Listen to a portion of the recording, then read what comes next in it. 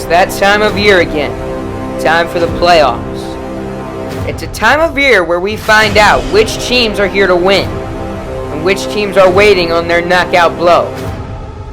It's a time of year where legends are born and hearts are shattered.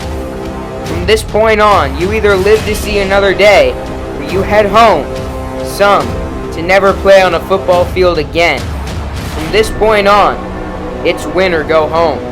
Reynolds looking to his left. He's looking deep for Reynolds. He's got him in the end zone. Stokes is picked off. Picked off by Bruno Alves. He rolls to his left. And, wobbly pass is picked off. It's picked off. It's a pick six. Tackle, got some room past the 30. Got a hole. Dukes a man past the 40. Bruno Alves past the 50. It's hit. It's a foot race. Inside the 20. To the 10. Inside the 5.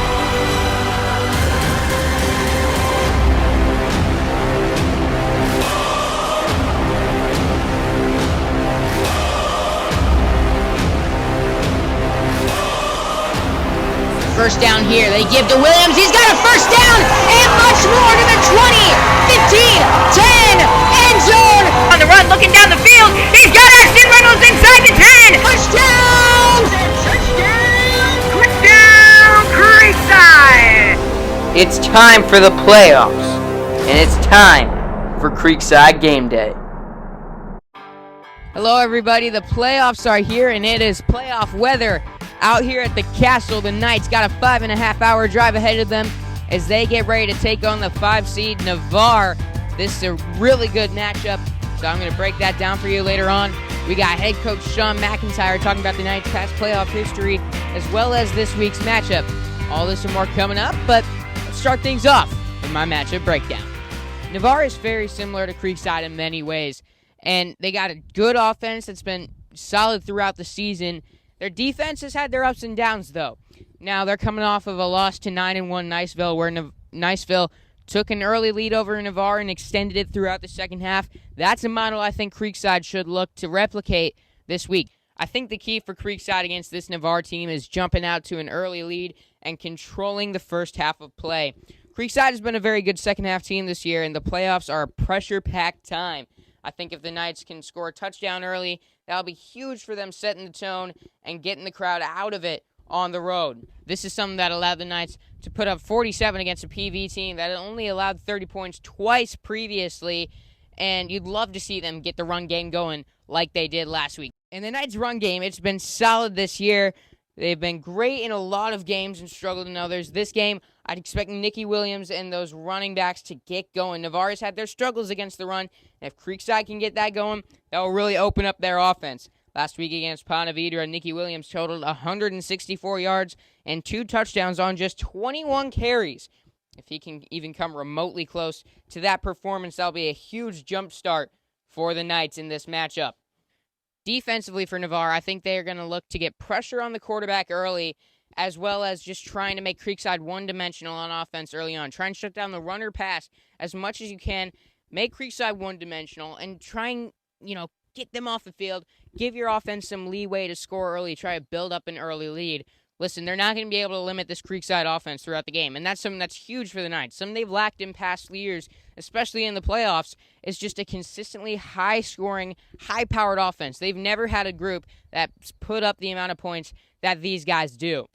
The Knights' offense has put up 30 points in all but 2 games. They've never scored less than 21 and put up 40 in 5 of their 10 games. They've had a lot of success against some really good teams as well. These guys are going to put up points tonight. It's a matter if Navarre is going to be able to hold them off and get a stop when they need to.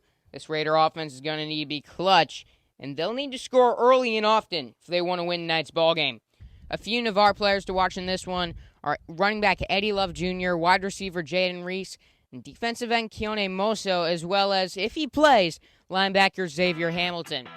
Eddie Love is a quick and shifty back. You cannot let him get behind the second level of defense. If he gets past those linebackers, especially against a team like Creekside, he is a big-time threat in this offense. Jaden Reese is the main threat in the passing game as he's got 12 of the Raiders' 18 passing touchdowns this year.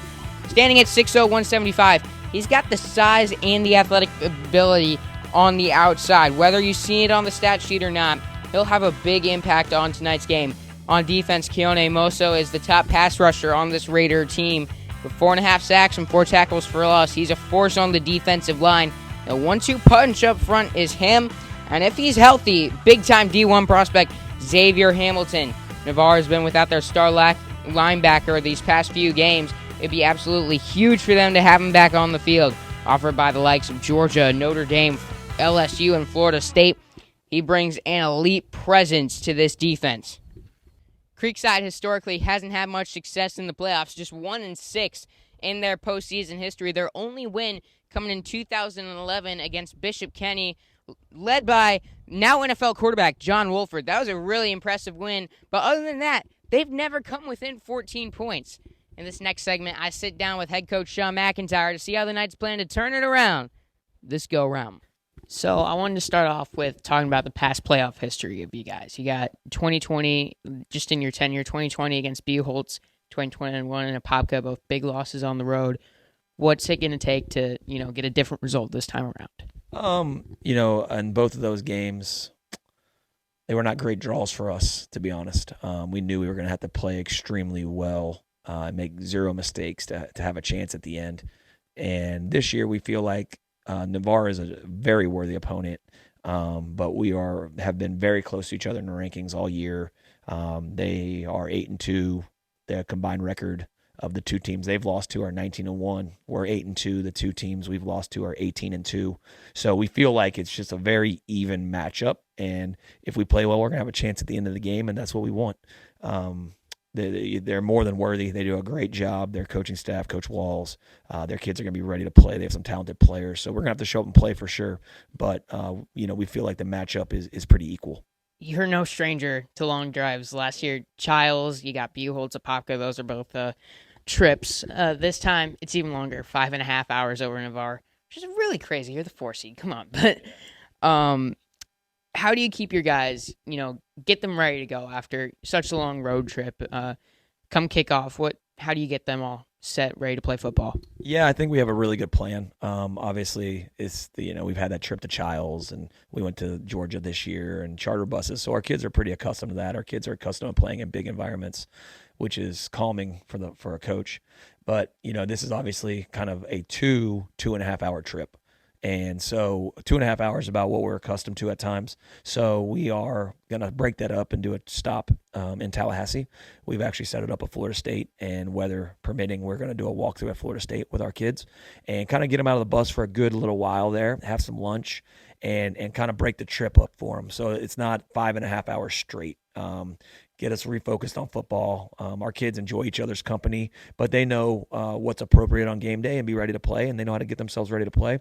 So we have a very mature team, and I expect us to be ready to play, and we'll lean on our seniors and our older kids to make sure that the mood is right, all the focus is there, and the attention to detail.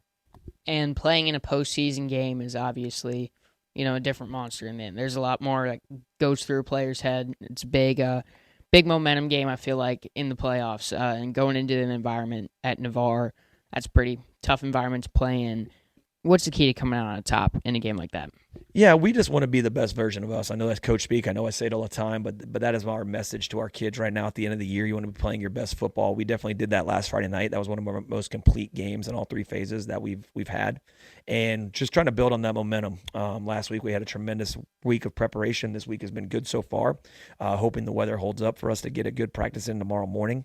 And just be able to continue to be the best version of us. If you're the best version of yourself and you play the best you can and you lose, nothing to hang your hat about. So eliminating mistakes, making sure the kids don't press and think that they have to be perfect. They don't. They just have to play and go play the way that we play football. They got some weapons on offense.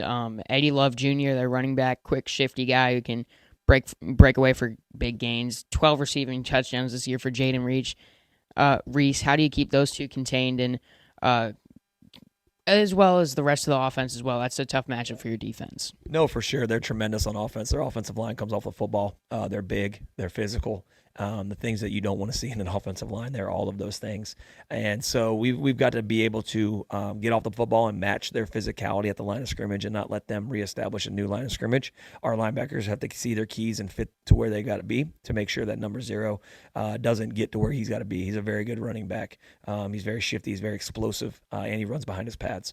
And then on the perimeter, we have some things to match up with their kids. They have long, gorgeous wide receivers who execute at a really high level, make plays on the ball. So our DBs are up for that challenge. We have a few things to kind of show them, how, give them different looks and different things, so we're not always saying the same thing every night, play in and play out on defense. Appreciate Coach McIntyre taking the time to sit down with me. Now on to the matchup prediction. And listen, Creekside got a 5.5-hour trip over there. They'll break it up in half, stopping in Tallahassee, practicing at FSU. That'll be exciting. And then the matchup with Navarre. And they haven't won a postseason game in over a decade. And Creekside, this is their most favorable matchup in quite some time. Can they take advantage of it? I think they will. I think they'll come out with a 38-35 victory over Navarre. You can listen in live, audio only, right here on Schlick Sports. We'll be calling the game. Can't wait for that. Thank you all for tuning in to Creekside Game Day, and hopefully I'll see you here next week on Schlick Sports.